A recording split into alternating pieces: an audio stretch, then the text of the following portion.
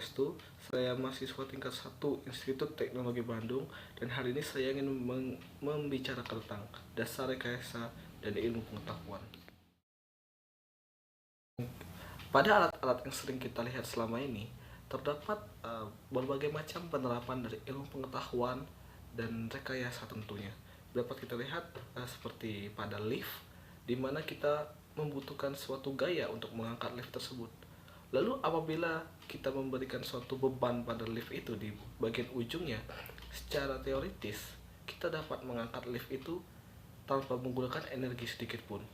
Nah, di sini saya akan membahas apa yang dimaksud dengan counterbalance atau counterweight yang tadi kita aplikasikan pada lift itu pada alat-alat lainnya seperti parking gate, crane, backhoe dan bulldozer, dan automatic pintu garasi otomatis. Terima kasih. Yang pertama adalah parking gate. Berikut adalah penampang parking gate secara tradisional. Dapat dilihat di sini ada poros di mana parking gate ini akan berputar. Lalu di sini ada beban yang seperti yang saya bilang tadi. Lalu di sini ya tentu saja yang menahan karena ini adalah sebuah gate. Lalu saat pertama gate dibuka akan dilepas suatu pengganjal di sini. Lalu dengan otomatis gate akan naik ke atas. Lalu untuk menutupnya, karena di sini jari-jari lebih panjang dan di sini jari-jari lebih pendek, secara torsial akan lebih mudah untuk mengangkat untuk menurunkan gate ini, karena tinggal kita menarik dari sini. F dikali R akan lebih besar dari W dikali R di sini. Terima kasih. Gate yang otomatis sebenarnya cara kerjanya sama persis, hanya saja di sini karena di sini kita menggunakan pegas, lalu ada untuk melimitnya, lalu ada AC motor tentu saja untuk menggerakkannya, lalu ada control panel tentu saja untuk mikroprosesor dan kawan-kawan. Hanya di sini yang membuatnya otomatis hanyalah sedikit gaya dorongan untuk mengubah posisi dari tiang penyangga. Nya adalah pada crane.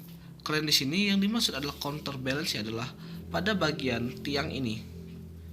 Dimaksudkan agar ketika crane mengangkat suatu benda yang sangat berat di sini, tiang tidak akan terdeformasi di sini karena diimbangi dengan suatu gaya lain di sini. Seperti contohnya jika disederhanakan seperti ini. Jadi counterweight ini digunakan agar tiang tidak terdeformasi, juga untuk menyeimbangkan antara kiri dan kanan secara torsial. Berikut adalah pada garasi otomatis ada 3 jenis. Ada yang sectional door, itu garasi biasa. Ada spring yang menggunakan pegas. Lalu ada juga yang menggunakan beban.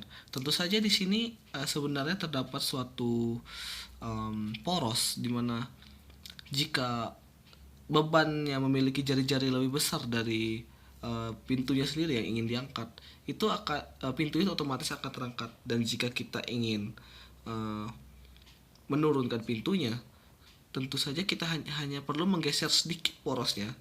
Dengan begitu jari-jari yang dimiliki oleh sang counterweight seperti pegas dan beban tadi akan lebih kecil karena jari-jari mengecil ketimbang dengan sebelumnya. Jadi pintu akan tertutup. Itu saja untuk laporan dari dasar rekayasa dan ilmu pengetahuan ini. Terima kasih untuk yang telah menonton video ini. Sampai jumpa lagi.